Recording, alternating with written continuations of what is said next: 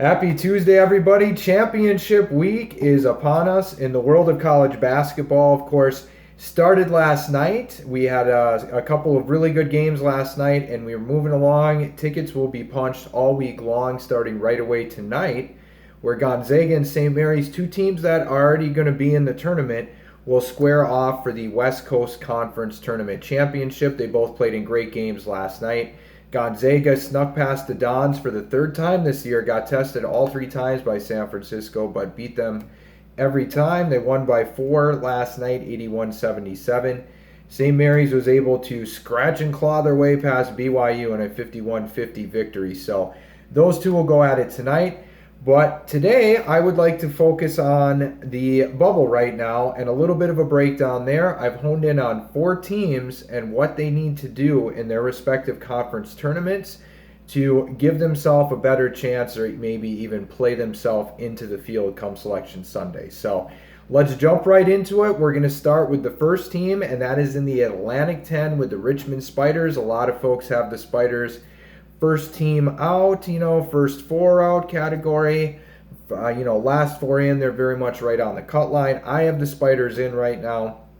So what does Richmond need to do in the A10 tournament to help themselves out? Well, first off, they're going to have to beat either Davidson or LaSalle. The winner of that game, they will face off with them in the quarterfinal. Again, not going to be a big boost to the resume either way, so going to have to win that one and get it done.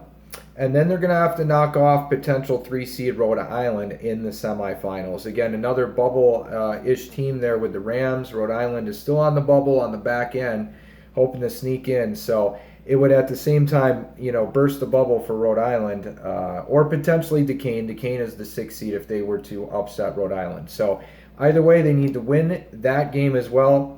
That would get them into the final with a potential showdown with Dayton, who, of course, did not lose an A10 game during the season. So that would be a tall task, but I think they're definitely going to have to win those 2 games. They're going to have to reach the final of the A10 tournament, and that might be enough. In fact, I believe it will be enough to get them in. So keep an eye on the Richmond Spiders and what they can do. Now we'll move along to the SEC, to the Mississippi State Bulldogs.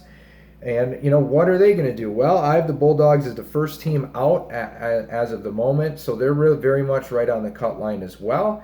They're going to have to win their quarterfinal matchup with potential 5-seed Florida. A great, great matchup waiting for them. A chance to boost the resume over a team who should be in the field. I think the Gators are going to be in no matter what they do here, but somewhere as a 9 or 10 seed most likely. Or potentially they would end up playing Georgia or Ole Miss if one of those two were to upset the Gators, the winner of that game. But either way, for Mississippi State, you're hoping you're going to actually play Florida because that gives you an opportunity to boost the resume more. A neutral floor win over the Gators would help. That would get them to the semifinals and a showdown with Kentucky. If they could win that game, I think Mississippi State punches their ticket for sure. That would mean a win over Florida and Kentucky in the SEC tournament. That's going to be enough to boost them and I think put them over the cut line and securely into the tournament. So moving on to the ACC, NC State very much on the cut line as well. I have the Wolfpack as the last team in at the moment. They're going to have to win their second round matchup with 13-seed Pitt, who knocked off Wake Forest here today just moments ago in the first game of the ACC tournament. Got to win that one. It's not going to do anything to the resume, so it would be a bad loss and probably knock the Wolfpack out of the field for good. And then in the quarterfinals, you have a potential huge opportunity for a marquee win with the Dukies waiting. Of course, NC State blew out Duke at home. They were blown out by Duke at Duke, so the third game, let's see what happens on a neutral floor. But if they were to defeat Duke, that would definitely, I think, put NC State in. So, and then the fourth team that I've honed in on and wanted to take a look at what they need to do here in their conference tournament. Out west in the Pac-12, the Stanford Cardinals. So what is Stanford going to have to do? They're going to have to defeat 10-seed Cal in the first round for sure. Again, not a win that's going to boost the resume, but a loss would probably hurt. So Stanford needs to get it done there. And then that would set up a quarterfinal matchup with the 2-seed UCLA. Defeat the Bruins and get to the semifinals. That might be enough for Stanford. They have really solid metrics. The net loves Stanford. I think they still have some work to do, but that might be enough to get them in. Again, with the boost from the metrics in their back pocket.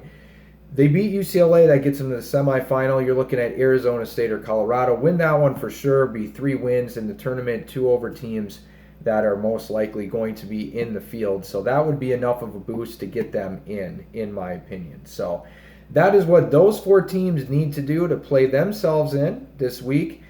Now let's take a look at the American Athletic Conference, where there's a whole plethora of bubble teams. You've got Cincinnati, you've got Wichita State, Tulsa, and Memphis all trying to work their way in. With the way that the bracket shapes up, you've got Cincinnati and Wichita State on the top as the 1 and the 4 seed in the quarterfinals already. You've got Houston and Tulsa down below already in the quarterfinals as well. Memphis will play a first-round game against East Carolina. I think the 2 teams that emerge, Houston may be one of them. Certainly the other team, whichever other team gets to the final, is going to have the best chance to get in as an at-large. So keep an eye on the American Athletic. Full of bubble teams. That's going to have really important games, almost like elimination type games, if you will, which they really are anyway to begin with, but even for their bubble chances. So should be a really great tournament there. So if you like today's video, please don't forget to give me a thumbs up down there below. Give me a follow. Please subscribe and like, all of those great things. Check me out on Instagram at SportsGuyChris and Scorum at SportsGuyChris. I appreciate all of you out there and the support. I'll be back again tomorrow morning with another video keeping y'all updated as the NCAA tournament gets closer and closer. We're almost there, guys. Happy Tuesday.